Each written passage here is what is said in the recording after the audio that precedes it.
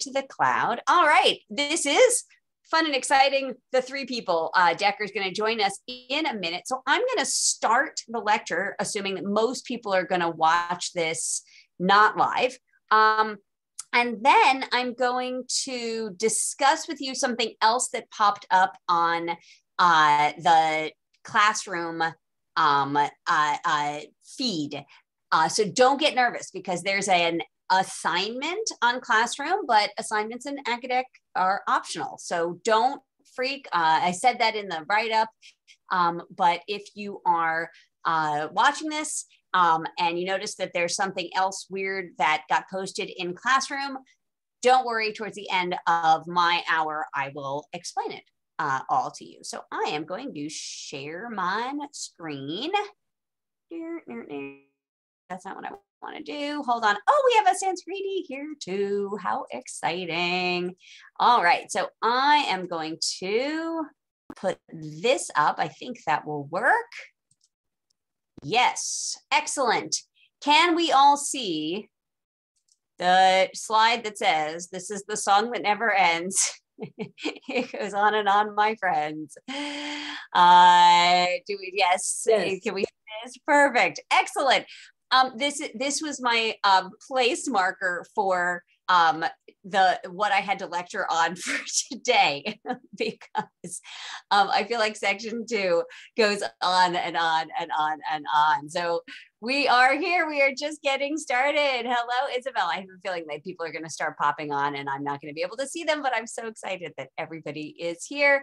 And for those of you watching at home later or whatever, more power to you. I love when I have people on the Zoom because then chat gets interactive, but I'm really impressed that people take the time to watch and, look at the videos when we're not live, because that's a nice commitment too. So you can always ask questions about anything that I throw out there or that Decker throws out there.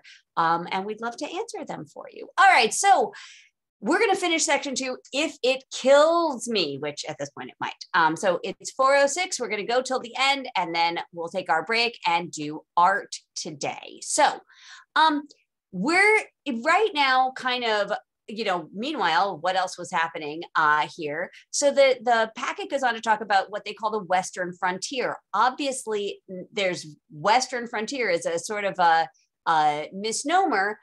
It is not very Western compared to what we think of Western now, right? Western now is California and Oregon and Washington State and maybe Hawaii and Alaska and everything. And obviously, there's really nothing too much that the colonists know of west of the Mississippi. And, TBH, there's not even that much that the colonists know. I mean, farther west than the Appalachian Mountains, which are kind of here, like at the border of West Virginia. They just, they haven't explored that far. It's going to be the 1800s. We're really going to start looking farther west as we, have manifest destiny and head west. But Western frontier in this respect is Ohio, Michigan, Kentucky, Virginia, and Pennsylvania. I put little helpful white dots in all of these states that are considered the Western frontier. I was like, what happened to West Virginia? It turns out that West Virginia didn't become a state until 1863. So it must have just been sort of part of Virginia, named after the Virgin Queen. So there you go.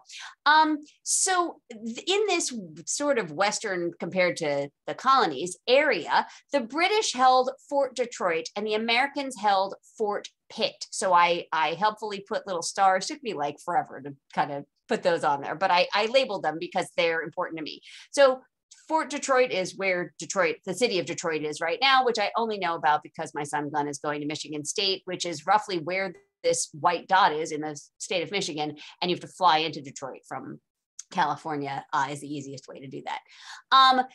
So the British are up here, and the Americans, of course, are farther east in Fort Pitt, and the Native Americans are caught in the middle, and I mean that literally as well as figuratively. They're literally kind of boxed in on both sides.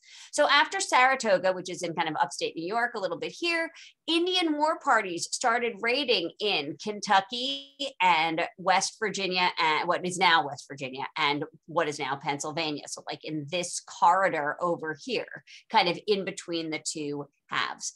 Kentucky, if you want to know, looks like a fried chicken leg, which really helps because Kentucky Fried Chicken.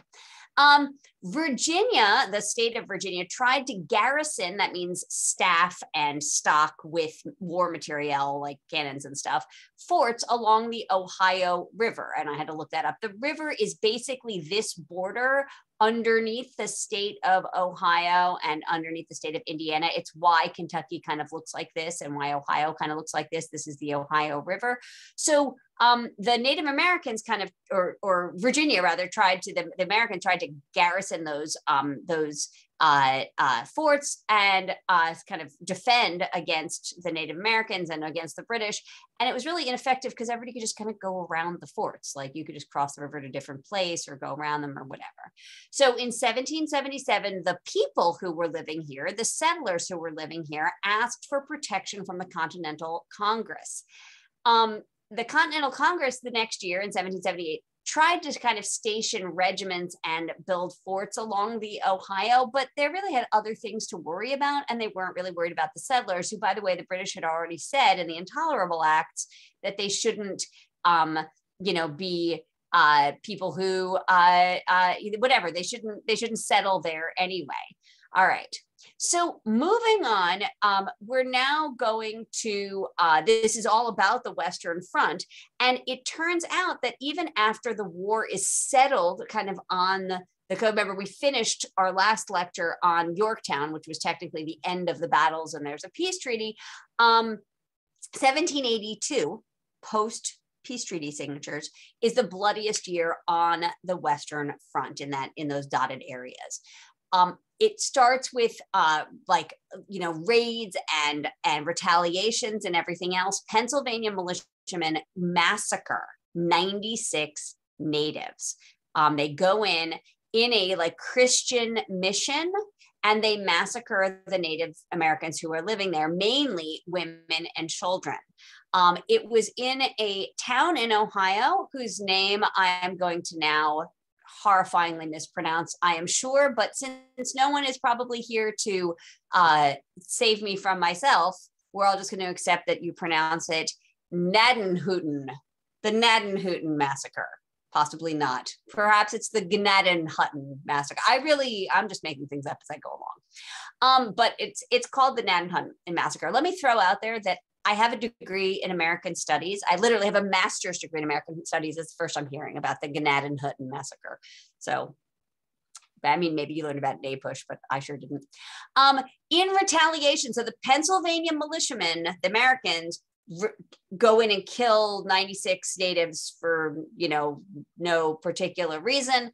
In retaliation, the British and their allied Native American forces discover that one of the Pennsylvania militiamen, Colonel William Crawford, and his 480 men are kind of wandering around in Native territory. So they meet at the Sandusky River in Ohio. The Americans try to retreat, but 70 men are killed, and Crawford and a number of his prisoners of war were all tortured and executed. So they're in the western areas, western to the colonies areas, they're all killing each other, and that's not going to stop, right? I mean, the Native Americans and the non-Native Americans are going to fight about this for, till today, literally. The Americans were worried that the defeat of Crawford and his men by the British soldiers were going to embolden them to try to attack more. They probably worry about this because in the American Revolution, every time the colonists get a victory, they get emboldened and fight harder against the British. They're not wrong.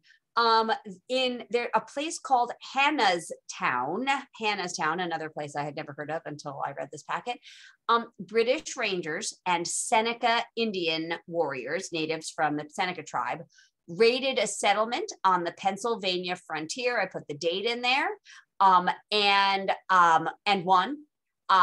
At the Battle of Blue Licks in Kentucky, joint native and loyalist to the British forces defeated the American troops. I put the date in there. And at Fort Henry, American defenders managed to kind of outlast a siege by the British loyalist and native forces. And it says this was one of the final battles of the war. But again, in 1782, technically the war is supposed to be over, but it's still, all these skirmishes are still happening. All these skirmishes are still happening. So moving on to the actual treaty, like when do we actually finish up with this, you know, more? It does take a long time to get the memo. And Nikki, I'm so glad the recordings are helpful. I hope that people feel that way too. So excellent. Okay, so the American negotiators are people that you've probably mostly heard of, right? John Adams, Ben Franklin, John Jay, who I mostly know about because there's a College of Law in New York named after him, and Henry Lawrence, who we talked about as being that guy who's like really pro free the slaves and you know, American ideals and everything else, and gets hurt in every battle, and you know him from Hamilton. They all serve in the Continental Congress, and they're sent to Europe in 1781 and 2 to represent American interests to not just the British, but to all the European powers. They also need money, so they go to Spain and the Netherlands, who were our allies in the war as well. I put this painting up because Decker's going to talk about Benjamin West today, and this is a painting by Benjamin West. It's not the one that we're studying. Unclear why they wouldn't pick this one to study, since it would cross over so beautifully, but it fascinatingly is an unfinished painting, because the American negotiators are like, yes, I will be happy to sit for your things. Hi, Madison Juarez. I'm like looking at all the names of people and I'm so excited. Hi, Isabel. Hi, Sanskritti. Hi, Salmia. Hi, Mr. Decker. Hi, everybody. Madison is not dying of heat stroke. That is so exciting in her softball games. Okay, so long story short, Benjamin West, who you're going to learn about next hour, is like, hey, Americans, let me paint you. And they're all like, yep, John Jay is on the left, then John Adams, then Benjamin Franklin, then Henry Lawrence, who does not look young and cute like I imagine him to look, and then William Temple Franklin. We're going to talk about him in just a minute.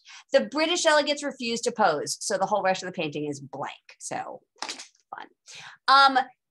So the Americans go to Europe and they're like, hey, Britain, are you ready to negotiate a treaty? And the British are like, yes, we are ready to negotiate a treaty.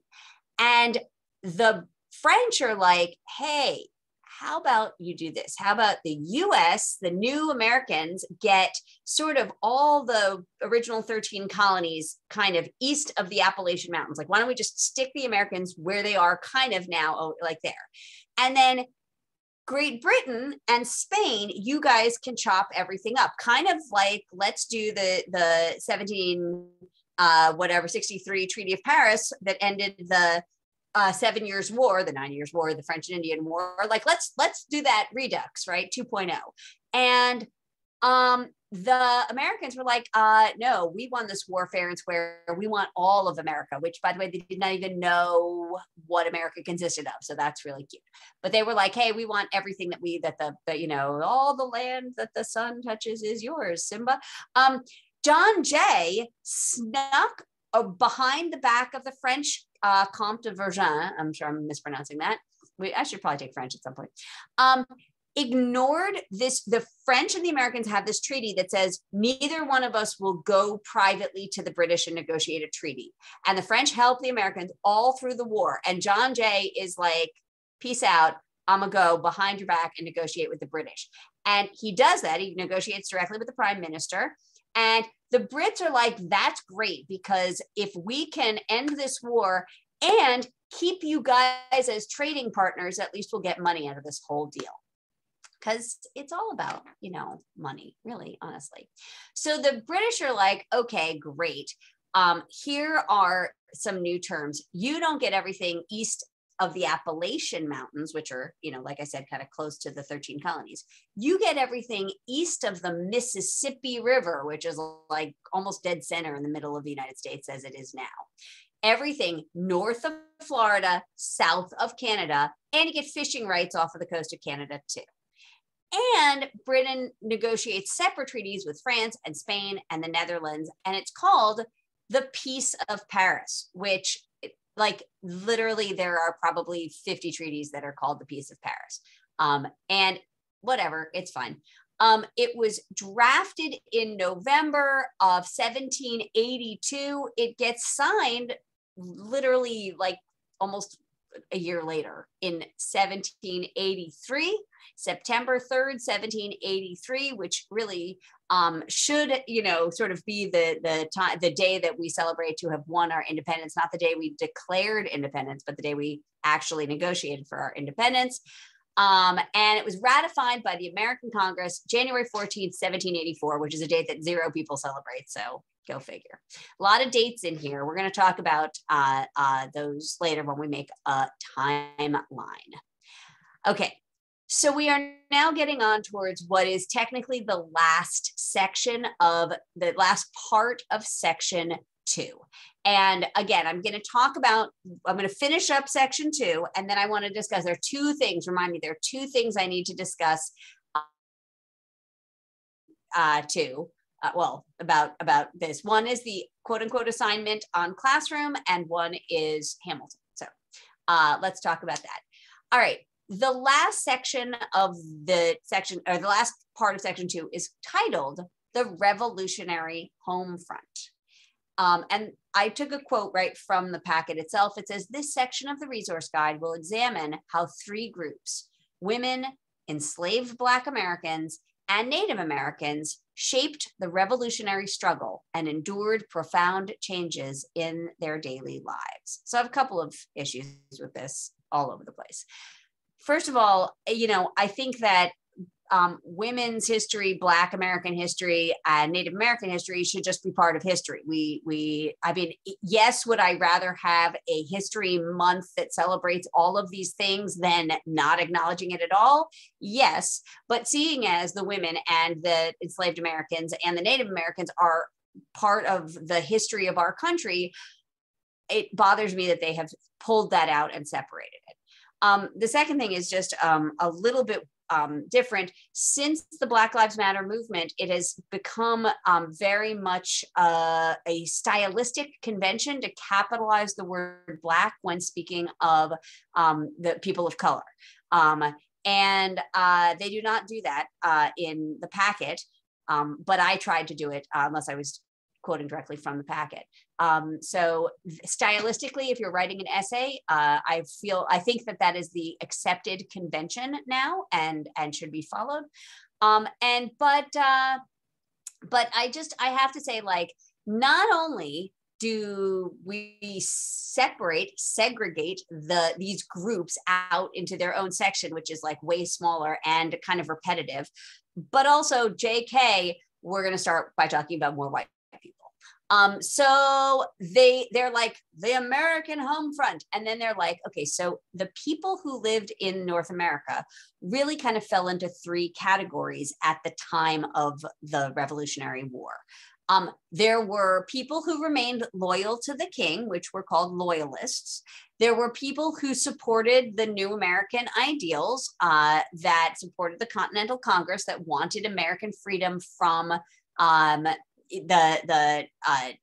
British, and they had the names of patriots, revolutionaries, continentals, colonials, rebels, Yankees, or Whigs. And I would not have been able to tell you Whigs, but most of the others like that. And then there was the undecideds. And, like in any war, the goal was to get those people on your side, right? That's why when we have, even to this day, when we have presidential debates, we always have a town hall group of undecided voters. And I never know who those people are, because I really don't know people who are like, wow, I just don't know who to vote for president. I'm so confused, but whatever. Okay. Remember we said back here that one of the people in the painting, was William Temple Franklin. I think that this is the same guy. William Temple Franklin is the last royal governor of New Jersey and was a loyalist. So I'm not 100% sure what he was doing in Ben West's painting, but like, okay. Okay, so why do people pick the side that they pick? Well, like anything, it's honestly mostly about money. I mean, you could be a voter issue for a social idea, but honestly, a lot of what you make decisions on as a person, as a business, as a country, as everything is just about your economic interests. Mark my words, it is, almost July. And we are going to have the midterm elections in November of 2022, and people will vote on the economy. They will vote on the economy. If the inflation is still really high and the gas prices are still really high and everything else, the people in power right now, the Democrats, are going to lose seats in the House, the Senate, and they can't vote for the presidency now, but like at the local levels. And if the economy is doing well, they will keep the people in power in power. That is literally what is going to make the decision. So mark my words, I'm predicting right there. People vote the economy. They don't vote social issues. They vote the economy. Do I wish it was differently? Probably, but there you go. All right. So roughly 20%, these are the loyalists. So let's talk about the people who wanted to stay, status quo, if you're in forensics, the squo, right? The way that things are. And stay loyal to the British. So who picked this? Again, this is kind of repetitive. We've talked about this a little bit before, but roughly 20% of the people who lived in North America at that time in that area wanted to stay loyal to the British Crown. They included wealthy plantation owners and enslavers living in Southern colonies. So if you don't think there's a little bit of judgment right there, you're not reading the SOSI packet correctly. Why were they economically tied to the British? Well, they needed the British shipping and trading network for their cash crops, like tobacco and indigo. Again, we've talked about this before. A second group of people who tended to be loyalists were merchants in port cities. This is going to be why Benedict Arnold ends up turning traitor, because he loses his business in Connecticut.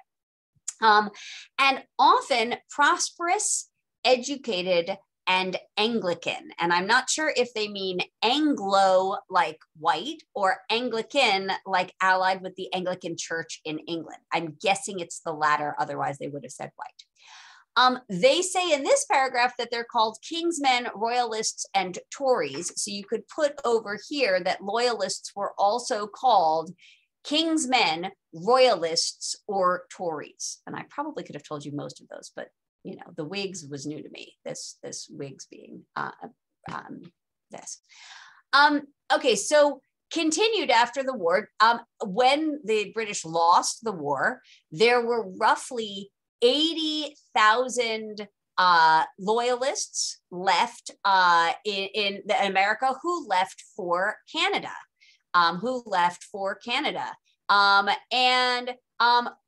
the rest of them tried to stay in the United States, but they lost their property, they lost their livelihood, a lot of them, because they were humiliated. Their side had lost the war. They experienced not just emotional humiliation, but also violence, including the vandalization of their homes and businesses, the looting where people stole from their homes and businesses, destruction of their homes and businesses, and tarring and feathering. So I've always heard about that. It turns out we tarred and feathered a German loyalist during World War I. So I thought these are actual photos from the early 1900s. They were, sorry if they're gross. I should have a thing. Yeah, seriously. So it wasn't normally fatal, but they basically shaved you down and covered you in a sticky substance like tar or whatever it is. Right. Oh, good point, Mr. Decker.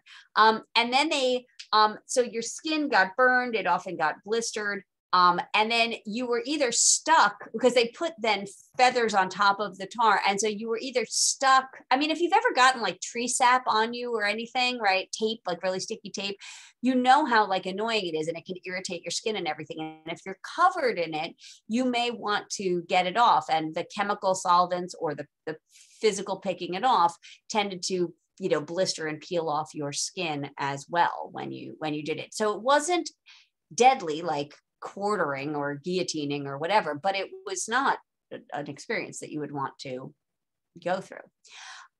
There were roughly 25,000 loyalists who actually literally fought for the British during the war. So there were loyalists who were just supportive of the cause, but then there were actually the ones who fought. And so where were these strongholds?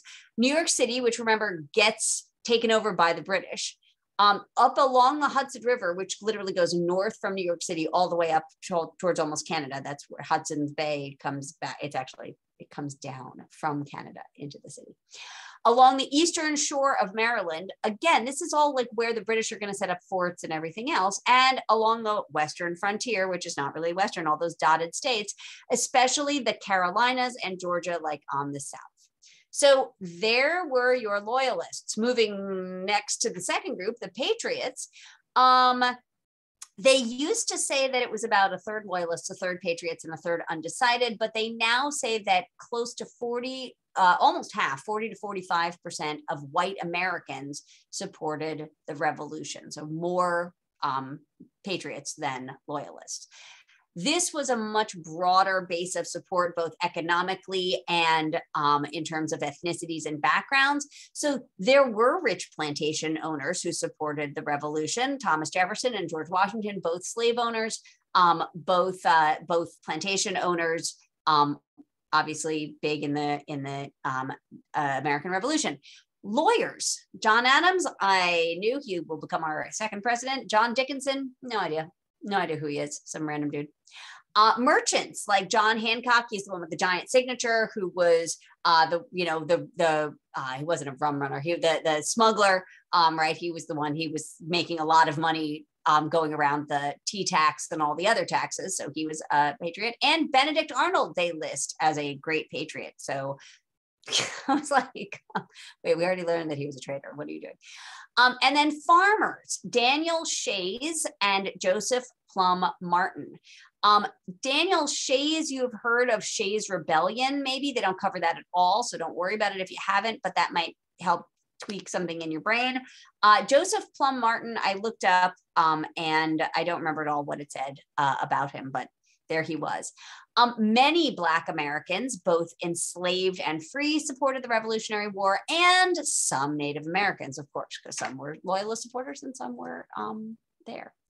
All right, so women in the war. Let's talk about some. So now we're getting into the actual marginalized people we said we were going to talk about 4 pages ago, but haven't yet. So the number one way that women contributed to the war, according to the packet, is that they managed the food and the supplies. So, for example, when tea was taxed and they didn't want to buy British tea, they found tea substitutes like coffee. And when they didn't want to pay taxes on cloth or paper, they found like homespun cloth. They had sewing circles and things like that. Their other great contribution, according to the packet, and I'm not making this up, although I wish I was, is that they wrote letters to people complaining about prices and economic stresses. Kind of like today, where we complain about prices and economic stresses. Apparently, my biggest contribution to our current situation is to write things on Facebook where I complain about gas prices and stuff. 2 people who were mentioned specifically, 2 women who were mentioned specifically as writing letters that complained about prices and economic stresses were Lucy Flucker Knox and Abigail Adams. So Lucy Knox is, remember, Knox is the one who goes and grabs all the stuff out of Fort Ticonderoga once it's taken over and brings it on its 800-mile journey back to the siege of Boston. So good job, Lucy. And Abigail Adams, who's going to be John Adams's wife. So that's what they did. Mostly, though, they were lumped in with whatever their husband or father or other male relative was doing. So if your husband or your father was a loyalist, you were a loyalist, according to gossip and social circles. And if your husband or father or brother or whatever was a rebel, you were also a rebel. Given that women could not vote or hold political office, given that that did not come to pass for another 150 years after the American Revolution, the they couldn't vote for anything. They couldn't have their own say in the American government. So they gave the example of Catherine Van Cortlandt. If you're a New Yorker like I am and like my mom is, Van Cortlandt is the name of a huge park in the Bronx. And a huge, like big green area. So Van Cortlandt, and there's a highway that's called Van Cortlandt and everything. So that name is familiar to me. It probably won't be familiar to anybody else. But okay, so her husband, where they were living in Jersey, and her husband was threatened with, because he was a loyalist. And so he ran away to New York, and he left her behind with their 9 children. That's so bad. Like, I can't even take it. I don't even know. What a wimp. What a loser. Finally, she was like starving to death. And like her neighbors were, her neighbors didn't want to help her because her husband was a loyalist. George Washington finally took pity on her and allowed her safe passage to rejoin her husband in New York, where they built a mansion at Van Cortlandt Park. So whatever. Another person a woman who played a role, let's say, in the American Revolution, somebody called Sarah Cass McGinn. She spoke a number of the Iroquois languages and dialects. So she worked as an interpreter in the Ohio Valley during the war. I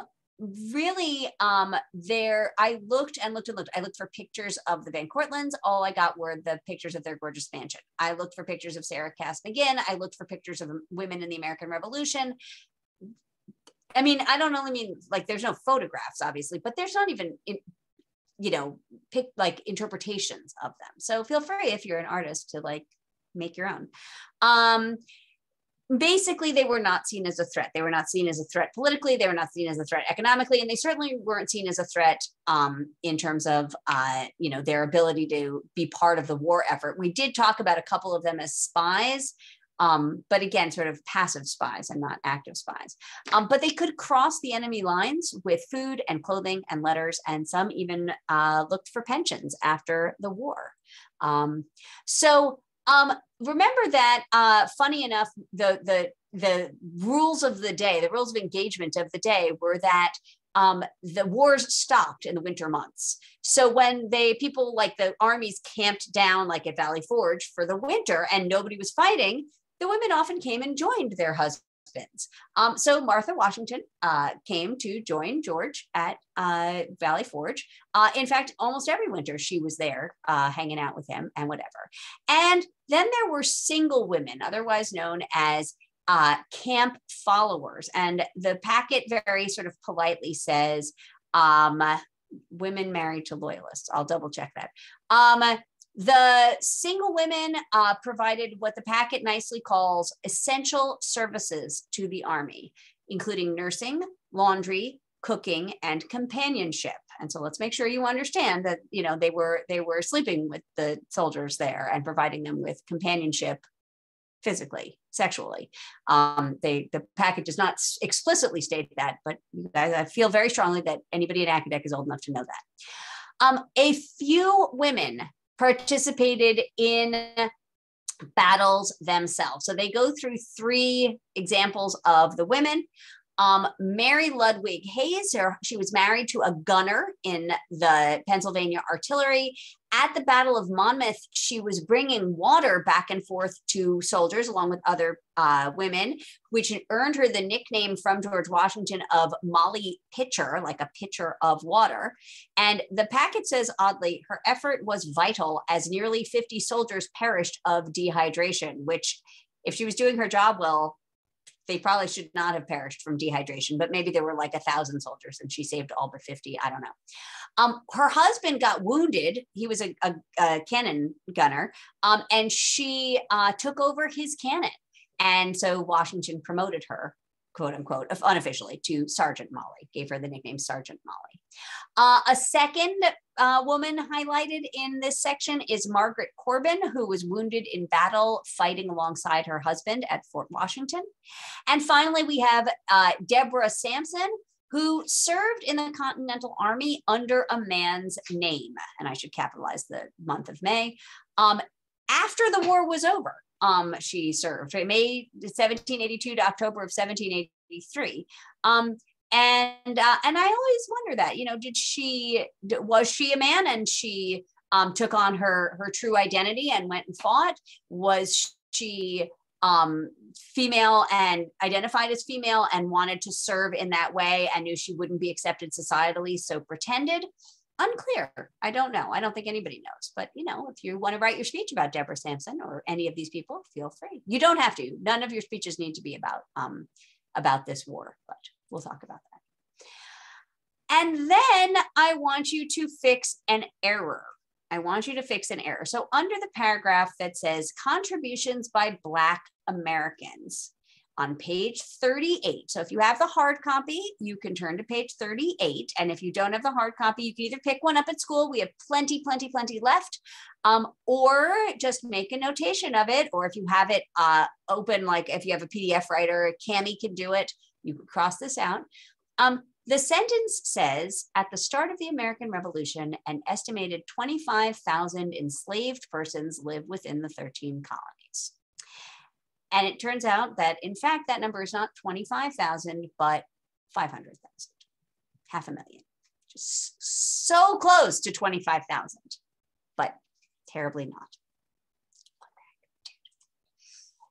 Okay, moving on. So back to people of color in the war. So let's talk about the Loyalists, and then we'll talk about the revolutionaries. Okay, so Black Loyalists. Why would an enslaved person want to fight for the British? Well, remember, we have Lord Dunsmore's proclamation and the Phillipsburg proclamation, which are two successive proclamations by the British that are like, hey, enslaved people, if you come fight for us, we will free you.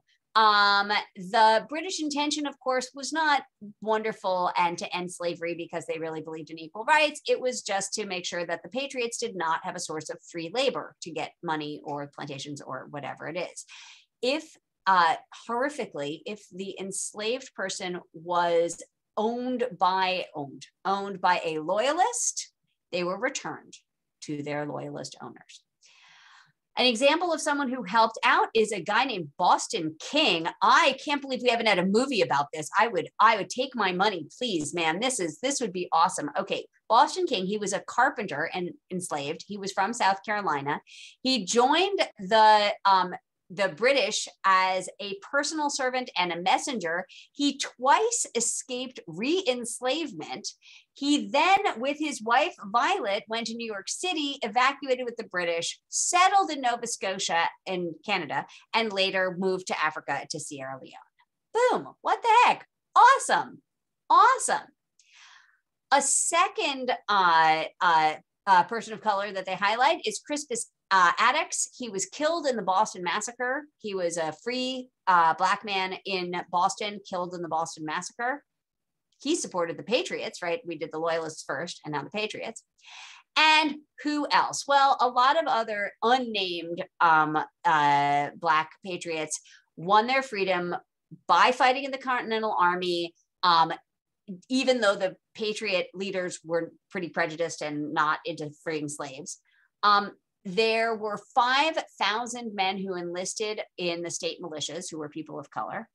Rhode Island, this state that's like, you know, the size of like a flea, had the largest number of enslaved people compared to all of the New England colonies. They formed an entirely Black regiment that they promised them freedom and promised to compensate their owners for the loss of their quote unquote property. And when some service in militia became compulsory, meaning that instead of just being a volunteer army, we actually required that people serve, some enslaved people got their freedom by volunteering as tribute for their owners. That's lovely. The Black soldiers who served in the American Revolution fought in racially integrated units and were the last Americans to do so until the Korean War in the 1950s, 200 years later. That's great. Okay, we're gonna finish it up. I am keeping an eye on the time here. A couple of other people we want to highlight, and these are my two favorite stories, I think, of all of today. It says that the names and deeds of most enslaved soldiers are yet to be discovered by history. And I have a little asterisk there because I don't think they're going to be discovered by history. I think that we have whitewashed this whole history thing for far too long. And there's not like a secret stash of stories of enslaved Americans that are going to like pop up and be like, oh, well, here it is. But here are some more like people that we want to highlight. The first guy is called Jack Sisson. He was an enslaved African-American who served in that Rhode Island regiment. He snuck out and sailed through the British-controlled Atlantic Ocean under the command of a guy named William Barton. And he captured a British general named Richard Prescott, and they ended up trading prisoners of war. They gave back Richard Prescott and got a guy named Charles Lee back from them. But in the Best Story of the Year award is a guy named James Armistead. So his name was James Armistead, and he's going to take the name Lafayette towards the end of his life. But let's start with the name James Armistead. So his enslaver is pro-patriot. The enslaver says, okay, James Armistead, you can join Lafayette's French allied units. And he gets deployed as a spy by Lafayette. Did I have, hang on, I'm gonna see one thing if I did that. No, okay. I think he was somewhere I have a story about him. Like, I can't remember, he speaks French, I think. He's deployed as a spy by Lafayette, and he poses as a runaway slave, and he infiltrates Cornwallis's headquarters. So he sneaks into like where Cornwallis is, like the main guy, the guy's gonna like end up, surrendering at Yorktown. He's like, I'm a runaway slave. British people, save me, save me. And so he gets integrated into the British unit right around Cornwallis. And he says to Cornwallis and all the British guys, hey, listen, let me sneak back over to the Americans and pretend that I'm allies with them, and tell me what you want me to tell them, and I'll feed them information, and then I'll bring you back what they're doing. Except he wasn't doing that. He was telling the patriots the truth, and he was lying to the British. So he told the patriots, so he learned in Cornwallis's group that they were going to get reinforcements coming to Yorktown, that they were going to hunker down in Yorktown, get resupplied by the British Navy, and then make that final push up north. So he hears this. He goes to the Patriots and he tells them that. The Patriots are like, oh, that's awesome. That's when they coordinate with the French Navy that's down in the Caribbean to sail up, make a blockade, not let the British Navy in, keep them from resupplying Cornwallis. That's what leads to the surrender. So literally, because of James Armistead, this is how the Americans win at Yorktown. Like, on him, this guy, there he is in this painting right here, looking so awesome in this red suit. Okay, after the war is over, he goes back to being a slave. Why?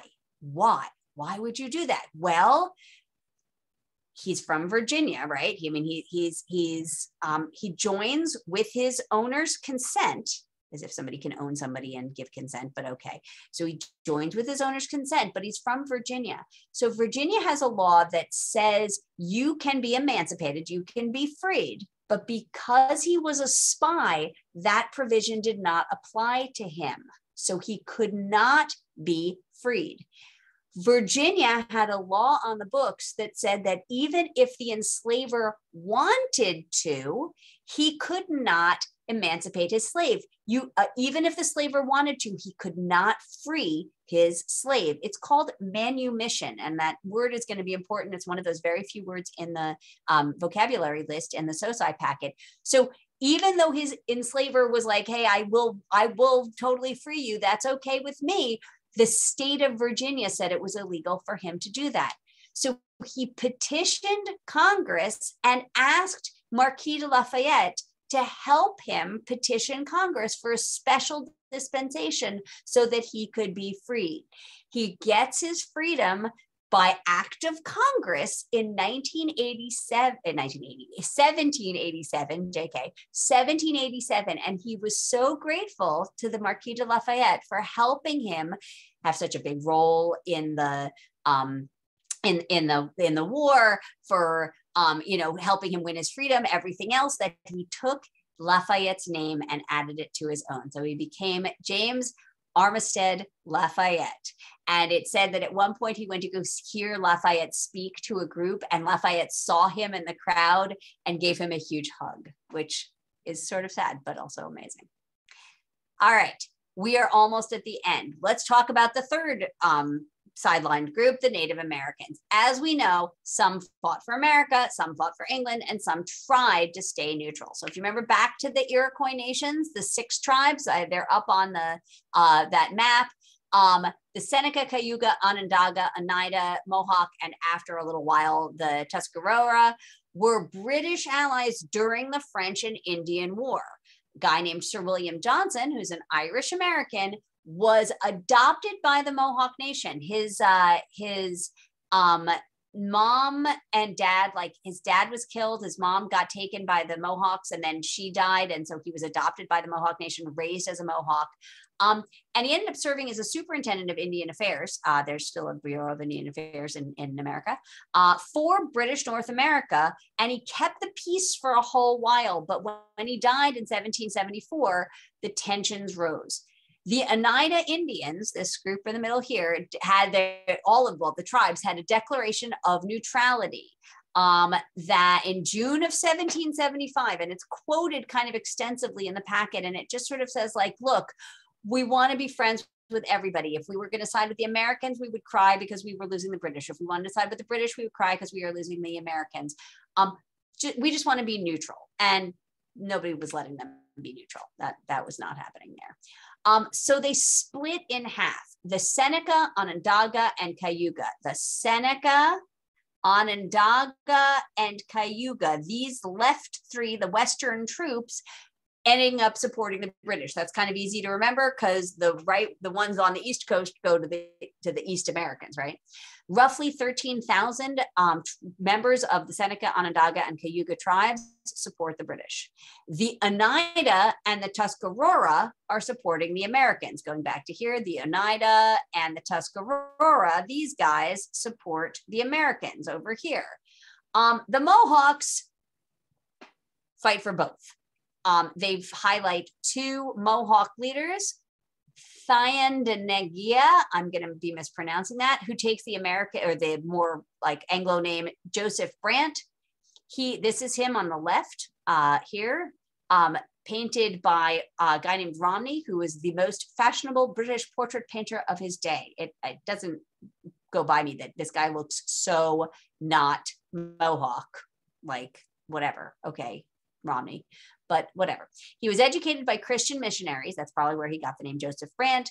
And he led a joint Mohawk and Loyalist force called Brant's Volunteers in upstate New York, which is where he was from.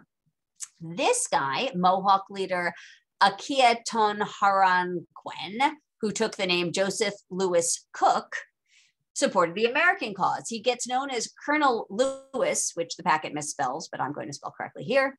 He joined Benedict Arnold on an ill-fated expedition up north to Quebec. He was a fluent French speaker, and he led the Native American delegation to meet Rochambeau in 1780. And this was the guy who spoke pure French. So he was born to an African father and an Abenaki mother in what is now Schuylerville, New York. He and his mother were taken captive in a French Mohawk raid and taken to Kanawake, a Mohawk village south of Montreal. They were adopted by a Mohawk family. His mother died, and he served Catholic missionaries learning French.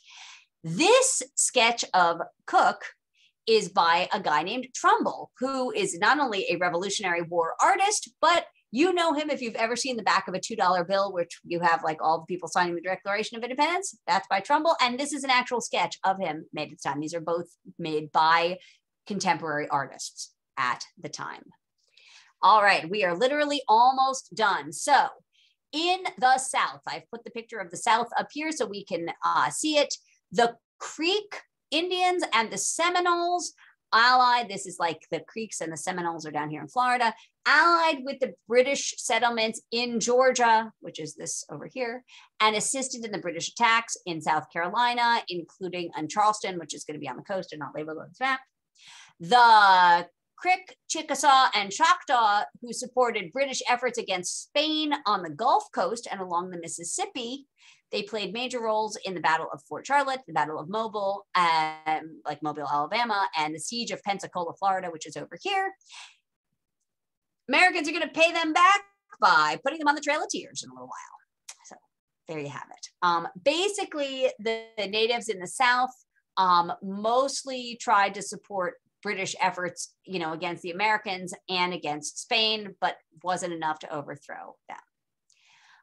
This is the last paragraph that is in this section of the packet, and I have put it in here verbatim. I'm going to read it to you because I think that it says something like what we have to understand. The Treaty of Paris brought a measure of peace, but no clear victory for the Native American allies of the British and Americans alike. For the Iroquois Confederacy and the Cherokee, the war left old alliances shattered. Nearly all Native American groups on the Western frontier found their lands and villages destroyed. Native Americans who fought with the Americans, such as the Oneida and the Tuscarora, received little or no compensation for their efforts during the war. Native Americans that had allied with the British found themselves abandoned as the British Army withdrew from the Ohio region. Without the British government to enact policy to support native land claims from encroachment by American settlers, and without the British Army to enforce those policies, Native Americans now had to negotiate their relationships with the fledgling United States. And we all know that that is a tragedy and a travesty of American history. We have never treated our Native populations like they should be treated. So that is the end of section 2. That is literally right there, the end of section 2. Before I take our break and turn it over to Mr. Decker, I want to talk about 2 things. The first is that on Classroom, I have put, oh my God, I know, right? Oh, thank God, it's over. On Classroom, I have put an assignment, and let me reiterate that this is academic. Things are not graded. It has a number on it because Google Classroom doesn't let me not give it a point value, but I'm doing it really to encourage you to make some kind of study guide for section 2. So there are 13 listed like headings of battles and a lot of skirmishes in section 2 at least. So I have created a template for all of you that is like a spreadsheet, an Excel sheets, a Google Sheets that has like the name of the battle and who fought and where and when and like weird things that happen and whatever. If you want to do it, I would love that. And I think that would really help you. If you don't like that format and you want to do it by hand, or you want to do it on Google Slides instead of that, I liked the sheets idea because I thought it was really good to compare and contrast. You could make the background colors anything. You could put memes, you could put jokes, you could put mnemonic devices. Can you share your work with other people? Sure you can, but the more you do on your own, the more you learn. And unfortunately, you have to, put in the work and do the work. It doesn't help if other people know these battles. You got to know them because everybody's got to kind of master everything. So that's what I wanted to say about that. I put it as a due date for I think a week and a half from now.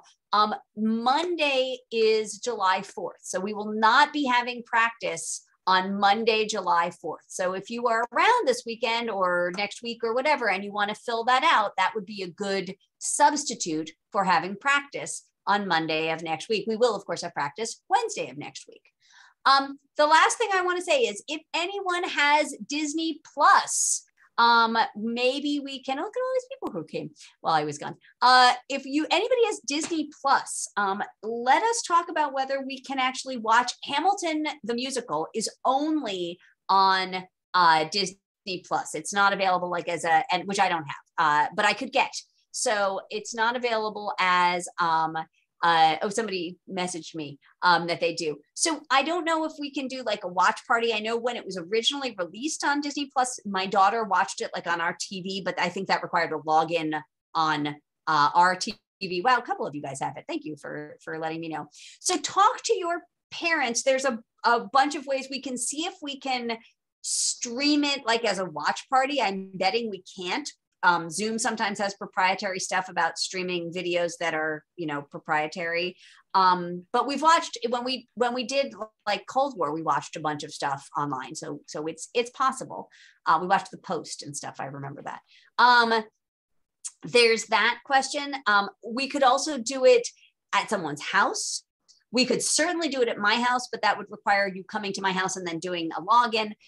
It would also leave out Mr. Decker and my mom, but they, you know, I'd rather us watch it. I'm thinking that we might want to save Hamilton, even though it's July 4th weekend. It'd be fun to watch it on July 4th weekend, but I think we might want to save it till after we do section 3 of SOSI at least, because we'll talk more about the people and the background. It's not just, you know, Hamilton is much more about the people, not about the battles. And maybe we should just wait till after we finish SOSI altogether as like a reward for the, like, oh my God, we finally made it through. So if you have it, at least 2 of you have talked to me that you have it, and this is going out as a recorded video. So see if there's options that would work for you. I don't certainly want to invite, you know, 20 people to your house. Again, you're welcome to come to mine, but whatever, we could do it at school. If I can log in on my computer and then project it onto my screen. But we, yes, but we will figure that out. So, okay. I apologize. I took a little bit too much time. It is 5 p.m. Let us meet back at 5:10. I don't have to go anywhere right now. I'm just chilling out in my room. And a break. We will come back at 5:10. I'll stop the recording, and then we will learn about Benjamin West, the guy with the unfinished painting from today. So there you go. All right, we have resumed the recording. So we are now going to switch over to Benjamin West, the artist.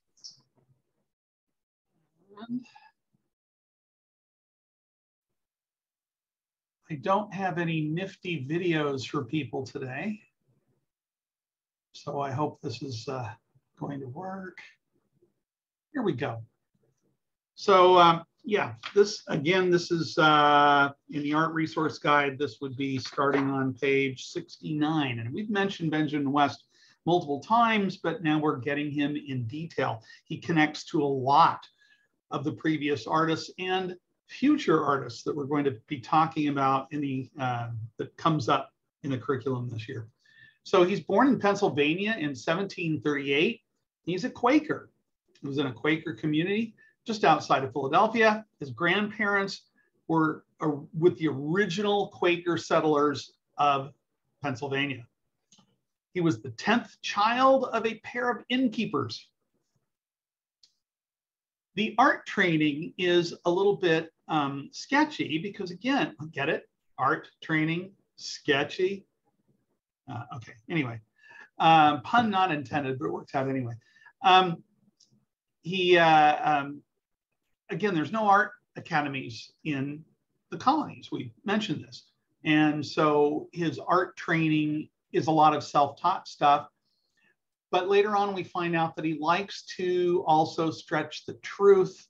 So we don't know. In the packet, it says that he learned color mixing from Native Americans, but other resources that I have gone into say that you can take that with a grain of salt, that he liked to accentuate that he was, you know, he had all this colonialism in him. And we're gonna refer to this later, but some of the packet, it's taking some of the stuff literally, and they don't say, you know, maybe we shouldn't totally, anyway, whatever.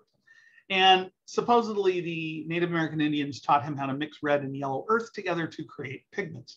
He learned to draw by copying engravings and portraits that were hung in the homes of friends and family. And he entered Benjamin Franklin's College of Philadelphia at the age of 17. Now, I started going down the rabbit hole this weekend. I preface all my lecture preparatory material, I go through my mom first. She knew what a cooper was, remember, the barrel maker, and she knows a lot of history. So I'm debating, well, how old would Benjamin Franklin have to have a college named after him? And Packet doesn't even talk about this, but you think, okay, Benjamin West, not to be confused with Benjamin Franklin. Benjamin West, born in 1738, so he's 17 years old. It's now 1755, and he's going to Benjamin Franklin's College of Philadelphia. Well, Franklin, in order to have a college named after him, as it turns out, he was fairly young. He was only 43 when he gets this college named after him. Well, it's because he's the one, by the age of 43, he had already developed quite a following and was quite successful and had a lot of financiers. And he and all these financial people created this college. If you read more on Benjamin Franklin, he quite the life and did a lot of different things. It's quite fascinating. But Benjamin Franklin's College of Philadelphia, you now know it as the University of Pennsylvania. So it's all quite an interesting rabbit hole I went down on this.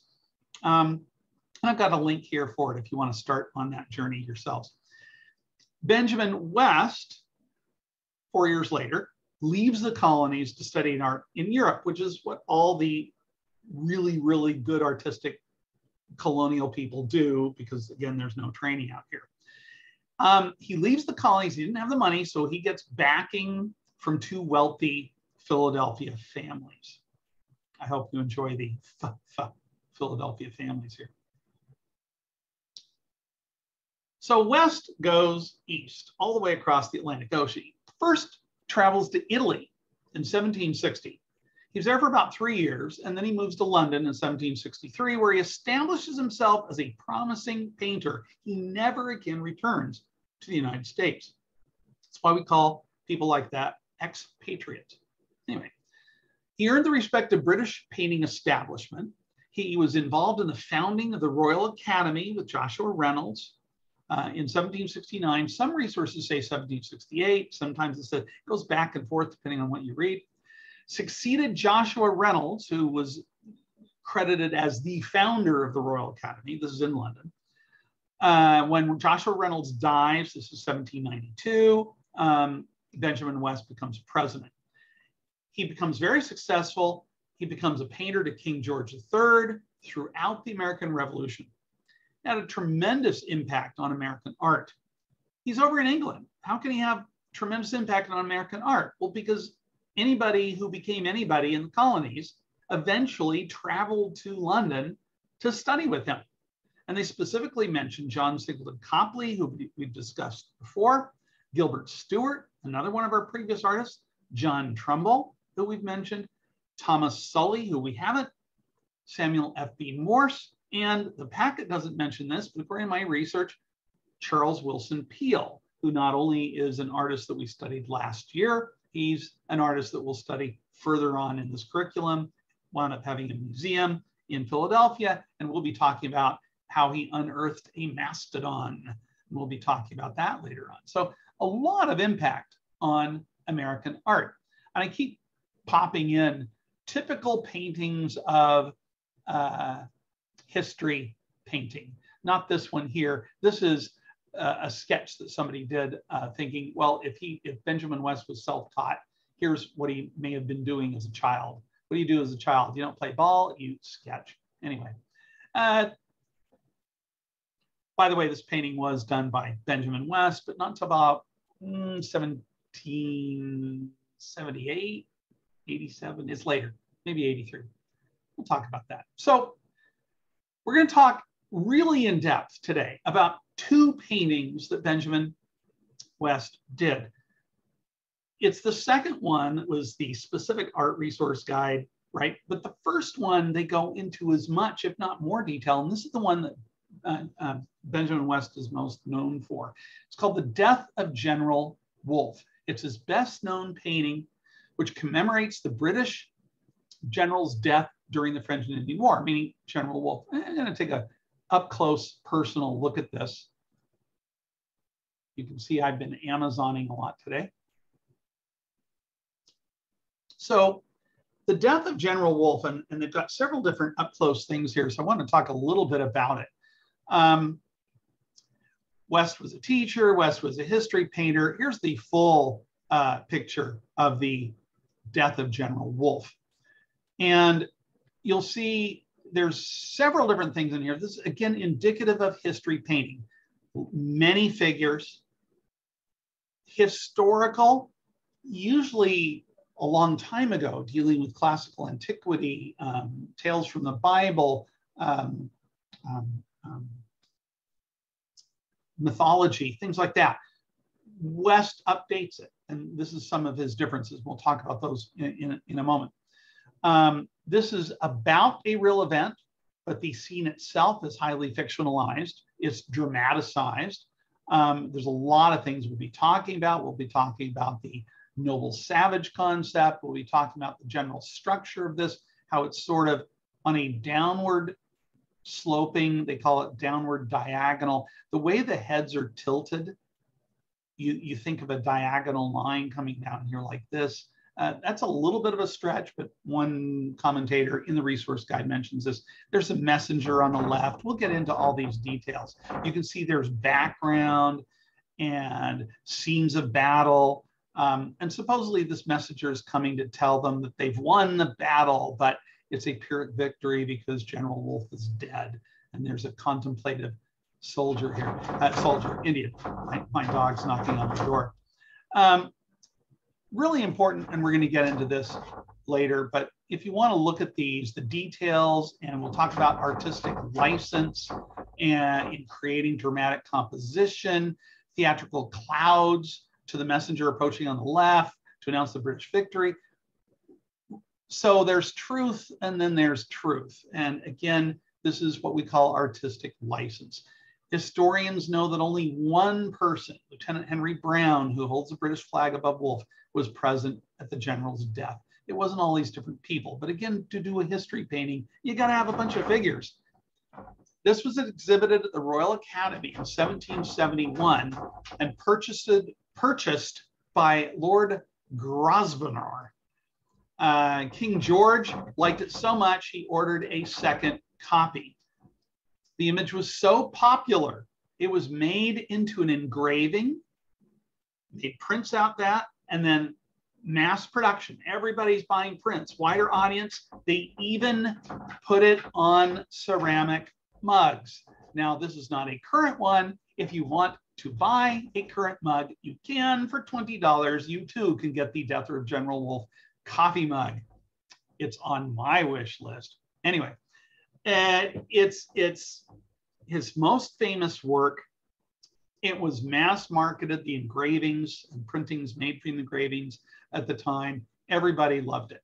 So the fact that it is not an accurate representation, that's okay. Nobody cares. It's more dramatic this way. You know, you watch a Harry Potter movie, it didn't completely follow the book, especially movie number 4. And so nobody cares. It's a good thing. My dog is cracking me up. The Battle of Quebec, also known as the Battle of the Plains of Abraham. This is both Wolfe, who was the British general, and Montcalm, the French general, were killed during this battle. Wolfe was actually wounded 3 times. The third one got him. The battle itself, the British were laying siege to Quebec City, and it's an important step in the eventual British victory over France. So commemorating the battle, big, huge thing. And this is what the Art Resource Guide specifically mentions is West's radical approach to convention. History paintings are traditionally distinguished by their grand scale. Great, West does this. Dynamic, multi-figured compositions. West does this. Subject matter drawn from the Bible or from classical history. That should say history. Art Resource Guide states classical or modern history. But this is not the norm until West and then later others decide to use more recent, i.e. modern historical events. So Art Resource Guide, you know, the whole reason why this is radical is because most art history paintings, historical paintings are from ancient history. They're usually also, if they are modern, the heroic subjects are dressed in the timeless clothing of ancient Greece. So even if it is a more recent event, they're all dressed in togas. So West departs from this convention in two important regards. Generally, history paintings were reserved for narratives from the Bible or stories from the classical past. Instead, West depicted a near contemporary event. This says it only occurred 7 years before. Some of my research says it was 12 years before. It depends on your math. The death of General Wolfe depicts an event from the 7 Years' War, known as the French and Indian War in North America. The moment when Major General James Wolfe was mortally wounded on the plains of Abraham outside Quebec. Secondly, many, including Sir Joshua Reynolds and West patron Archbishop Drummond, strongly urged West to avoid painting Wolfe and others in modern costume, which was thought to detract from the timeless heroism of the event. They urged him to instead paint the figures wearing togas. West refused, writing, "The same truth that guides the pen of the historian should govern the pencil of the artist." Which is really ironic because the whole painting is filled with inaccuracies. There's only one person with him. He was overly dramatic. There's all these tropes we'll talk about. So, I mean, he doesn't want to be hypocritical on the one hand with the way they're dressed, but he is sort of being hypocritical on the other hand with the drama that he adds. So what are you going to do? This should say 12 years before. We'll have to fix that later. West chose to bring pathos to Wolfe's death by appropriating the body positioning of what we call a lamentation. Specifically, lamentation of Christ is a common subject in Renaissance and Baroque art. And your art resource guide, this is a glossary term, so the exact definition for studying a lamentation is the depiction of Jesus after his body has been removed from the cross and his family and friends mourn over the body. So many artists throughout time have done lamentations on Christ. Here's a famous one. Here's another famous one. I just picked two dozens made by artists in the past. Remember that West was in Italy for 3 years before he went to London. He's had ample opportunity to see paintings and lamentations, not only paintings of lamentations, but Michelangelo has a famous one in marble. So we have sculptures. All these different artists throughout time have done lamentations of Christ. So it's a highly popular thing to refer to in art and see how they're always holding, and we're holding General Wolfe in the same manner. A better look at it would be here. It's this draped, his body is it's that pose. Anybody at the time would recognize this as referring to the lamentation of Christ. Wolfe's death, while attempting to expand the British Empire, is equated with Christ's sacrifice and suffering for humankind. West has now been transformed. He's transformed Wolfe into a martyr for the British cause. Remember, all of this happened in the 7 Years' War. It happened before the American Revolution. So West is over in England painting this stuff during the American Revolution, but he's saying, hey, we all used to be on the same side. So it's a really interesting juxtaposition. This compositional analysis of the death of General Wolfe. Messengers arriving with news of British victory. General Wolfe learns of victory as he's dying. And you can see that this is cut this off. I'm so sorry. The actual painting has the messenger. Here's the hand of the messenger right here. It's a Pyrrhic victory. And we've spoken about this before.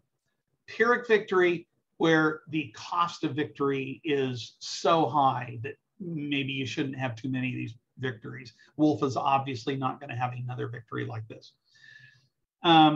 By the way, the British suffered a lot of Pyrrhic victories during the American Revolutionary War. We talked about several of them at the last lecture. The British won, but they lost 27% of their men. The tattooed Iroquois man here, seated in a thoughtful position. He's partially clothed. This connects to classical sculpture because of the fact that we can see his musculature. This is showing off West's ability to do the human form. It's also showing off his knowledge of classical references. This situates the painting also in the North American colonies, right? Over in England, they don't have Native American Indians. And so this puts it in a different land. It makes it more exotic to people in Europe. Other people surrounding Wolfe, remember, they wouldn't have really been there. They're reacting to his death. Some are trying to help. Some are already mourning his death. I'm not dead yet. Reminds the viewers of a period when British and colonists and Indian allies were all united in struggle against the French. Colonies, British, same side. Using the past to comment on the present. Wouldn't it be nice if we were all on the same side again? Wouldn't it be nice if the Democrats and Republicans were all on the same side again? Sorry, just had to throw that in there. So, Death of General Wolfe, the most famous of West's paintings.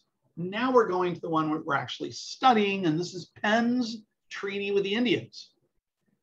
Remember, Benjamin West was a Quaker. Well, William Penn was a Quaker. This painting is intended to commemorate William Penn's arrival in the area that later on would become Pennsylvania. And remember, I told you we'd be talking a lot about pens today. This treaty is the first legal agreement between Europeans and Native Americans. The meeting, as depicted in the painting, probably never occurred. Again, Benjamin West, despite his quote about the pen of the historian and the pen of the painter should be one and the same, a lot of artistic freedom. William Penn was a Quaker. Quakers at the time were also called the Religious Society of Friends, founded in the 1640s in England. Penn sought the freedom to practice Quakerism in the New World. They couldn't practice Quakerism the way they wanted to in Europe because it's very non-hierarchical, very non-violent, and very egalitarianism. That's their tenets of their religion. They disavowed the power structures specifically of Catholicism and Protestantism, which did not put them on the right side of Puritans and Anglicans throughout England. So these people specifically came to the New World to practice their form of religion, where everybody's equal, unless you're a Native American Indian. But hey, and if you really want to know the truth about Quaker Oats, you can click on here, but more on that some other time. Another rabbit hole. Penn's treaty with the Indians. This painting shows William Penn, the Quaker Oats man, kidding, meeting with chiefs of the Lenni Lenape or Delaware tribes under an ancient elm tree. This specific site is also known as Shakamaxon. The agreement is often known as the Treaty of Shakamaxon. It is the first legal agreement between Europeans and indigenous peoples. Approximately 1682, 1683, there is some debate out there as to the exact date. This is the first time British colonists paid Native Americans for their land that had already been granted by the British government. Okay, so let's unpack that. British government gives colonists land, says, this is yours, even though the British government isn't technically over the colonies. They didn't ask the Indians about it. They just said, hey, here on the map, there's some land here, it's yours.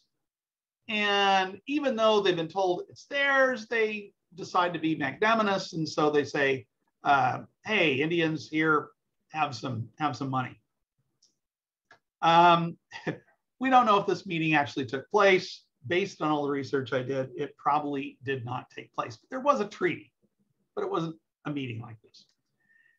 This painting promoted the idea that Penn maintained peaceful relations with the local indigenous people. That means no physical violence. The Quakers are totally against physical violence, but they're okay with displacing Native American from their lands. More dichotomies here, right? This is 1680s. By 55 years later, any harmony between the tribes and settlers eroded. Penn's son, Thomas, began stealing Indian land to satisfy the demands of an increasing number of new settlers. It's very likely that Thomas Penn commissioned this painting to reassert his family's claims to power in the region. If we want a nice, bigger rendition of this, it's right here. This is really cool because I can zoom in as I'm talking about some of the different things. And some of these different things I'm about to mention, they're on the next few slides, but it's easier to talk about them this way. The focus of the painting is horizontal. Remember the previous painting, we talk about a diagonal with the way the positioning of the heads of the people. Here, this is clearly very horizontal. Look at all their heads, horizontal. And it's very balanced. A lot of weight on both sides. It's fairly symmetrically balanced. This is to emphasize the equal exchange. We're having a treaty. This is supposed to be fair, right? Equitable. Penn holds the treaty. This is the treaty here. Is he holding the treaty? Well, not really holding the treaty. Because this is Penn, I've got to believe. This is the bolt of cloth being offered by the Lenape, or they sometimes call them Delaware Indians. It says Penn is holding the treaty. It's one of his guys that's holding the actual treaty. At least that's how I see it. The idea here is they mention the equanimity and fairness of the exchange is a point of pride for William Penn, which becomes the central theme of the painting. We're making a fair deal here, okay? The composition is embedded with racist tropes. What do we mean by that? The newly arrived Europeans, represented by Penn and the fellow Quakers, are in the light. See how it's all lit up on this side, sort of darker on the other side? Okay, it's more orderly on this side. We kind of got a bunch of different things going on in the background with the Indian family. Are you going to talk about that baby in the lower right-hand corner? Because we... yeah, I mean, it's like, wow, look, we have a captive. No, it's... Baby's like 45 years old, but like miniature. Ben, hey, maybe it's a the first ventriloquist's dummy. No. Yeah, it's Penn obviously had not done a lot of children. What can I say? So newly arrived Europeans in the light, more orderly, surrounded by buildings under construction and ships arriving in the distance, bringing civilization and enlightenment to the poor, dark, indigenous savages. Native Americans are associated with darkness, nature, and primitivism, and strangely depicted babies. Such narratives were used to justify the newly arrived settlers' treatment of the Native American Indians. They're not civilized enough to build these wonderful structures that we're building. They have these tents, they live out in the woods, they don't wear clothing, they have malformed babies. I mean, I don't think that's the trope, but who knows? It's just basically indicative of, look at how much better we are and look at how benevolent we are. We didn't have to pay you because we were already granted this land by the King of England. So we're doing this out of the kindness of our hearts, yada, yada, yada. The painting can be also divided into horizontal thirds. Now this gets really complex and there's going to be a lot of questions on this. So let's look at the horizontal thirds. There are observers in the foreground. So this is what we call the foreground. Main action in the midground. So by the foreground, we're talking these people here and here. They're in the foreground, closer to and lower down in the frame. Middle, main action going on in the middle. And then we have the background. Here's some Indians in the background, buildings in the background, trees, boats, people coming on to that. So we have background, midground, foreground. 3 sections horizontally. The background is further separated into 3 vertical sections. The harbor is on the left behind the workers. Here are the workers in the foreground. Okay, here's the harbor area. Houses in the center of the background, and wilderness on the right behind the indigenous observers.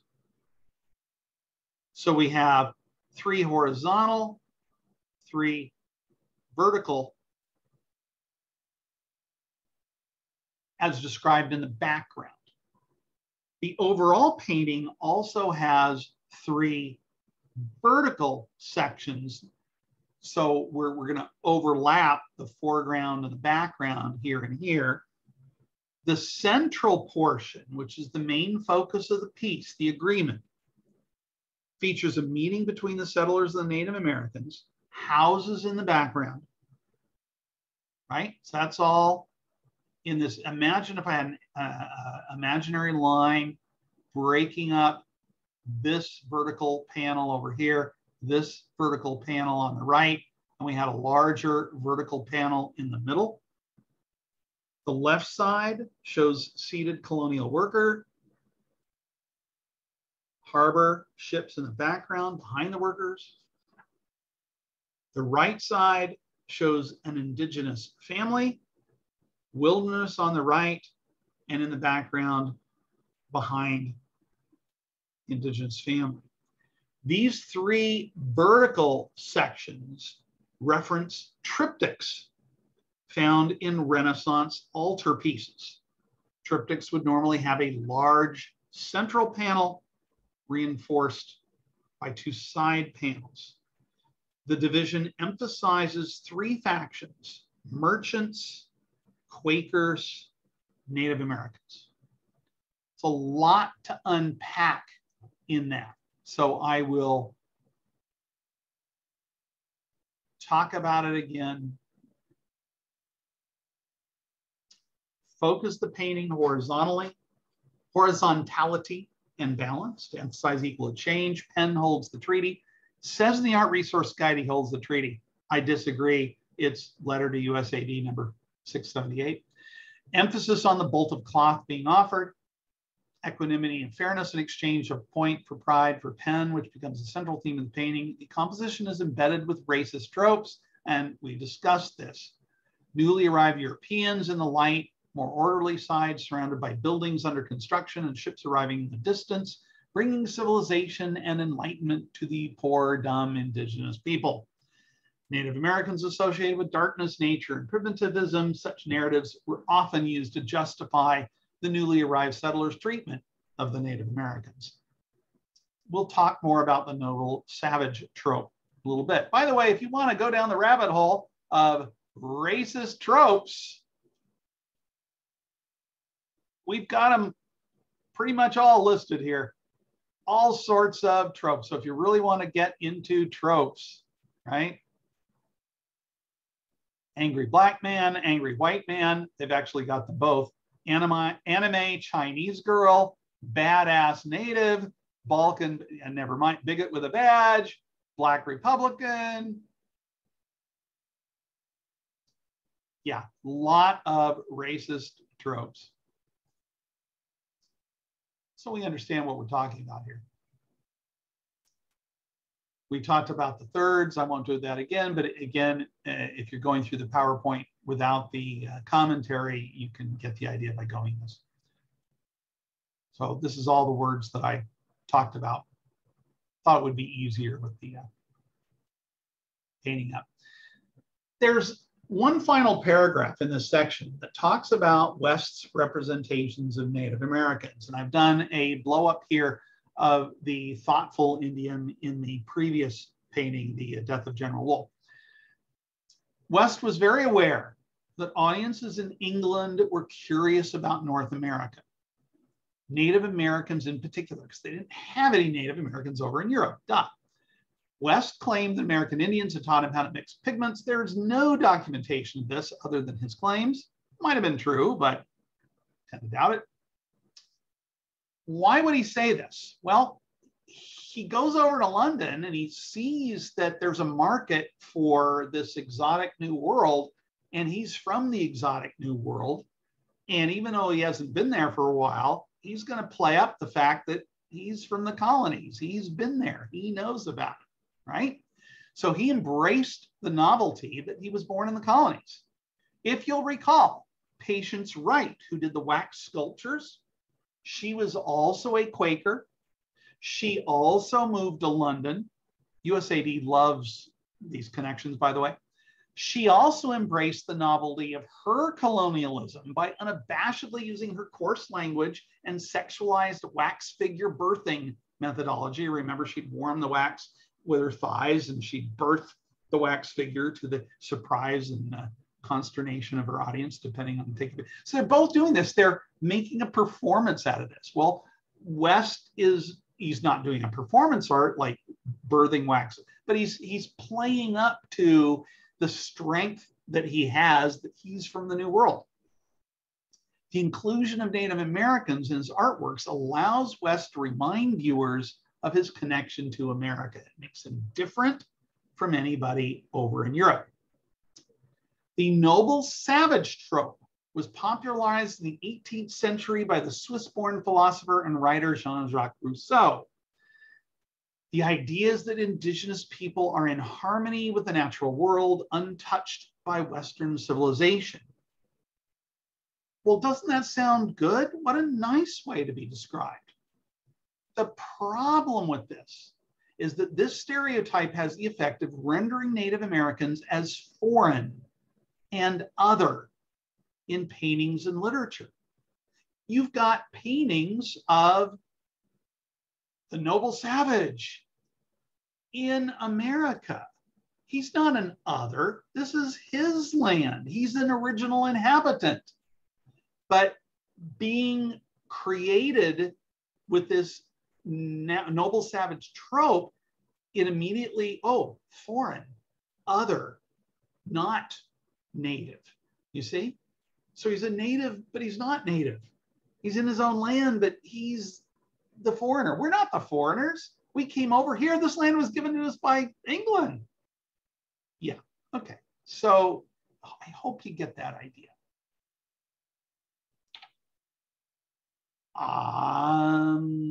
I think that's it.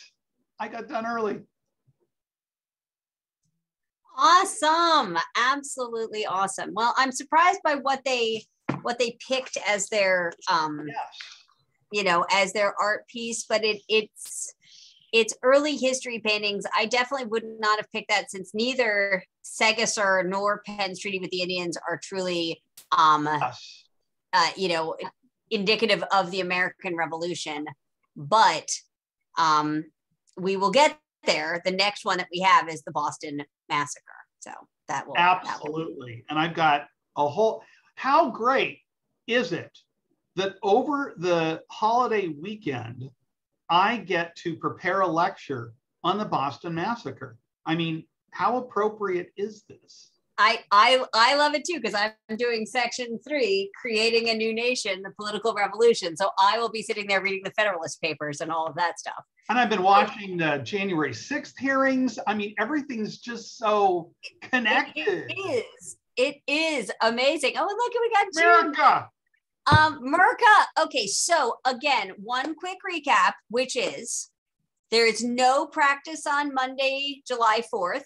I hope you have a safe and sane holiday weekend. Please be, careful. Please be careful with fireworks. Please, drug your dogs, whatever you need to do. Make sure everybody's locked in to the house and all that stuff. Number 2 is the assignment that's on Classroom will not be graded, but it is available to you, or something else. I definitely, before we start section 3 on Wednesday of next week, I would definitely start to clarify and separate out some of those battles. Maybe you do it on a giant map, right? Maybe you buy a map of the US and you start tacking things up, whatever it is, because we are this year going to run the same kind of team structure that we ran last year, where we have a CAD squad team that competes officially and a JV team that competes for other prizes. We will continue to compete against, teams in Arizona and stuff like that. But we will run everything as much as we can. It won't be a big deal. We're very excited about it. Need to master this and not just vaguely look at it. And we'll do a bunch of practice questions once we finish with the packets, these first 2 packets. And the last thing is, I've heard from a couple of people now that have Disney Plus. So I want to throw out there that, maybe as we get to the end of the SOSI guide, sort of mid to end of the summer, probably, towards the end of July, it would be really fun to have some kind of Hamilton watch party. So we should figure out how to do that. If you are a Disney Plus owner or subscriber, speak with your family about how they would, do that. We'll look into, I don't know that we can broadcast Disney Plus over a Zoom link, but we can check into that. We'll see if there's a way to watch Hamilton. We could, of course, just listen to it, but I think it would be better to see it. And I'd love to see it with the captions on, because I think that I missed too many of the lyrics without, but it would be fun to do that post that. So that is it. I'm going to stop the recording. If you have any questions, concerns, thoughts, problems, anything, please stick around and ask. Otherwise, like I said, have a wonderful, wonderful long weekend, and we will see you on Wednesday of next week. Thanks, Riley. It's nice to see you. All right, stopping the recording here. And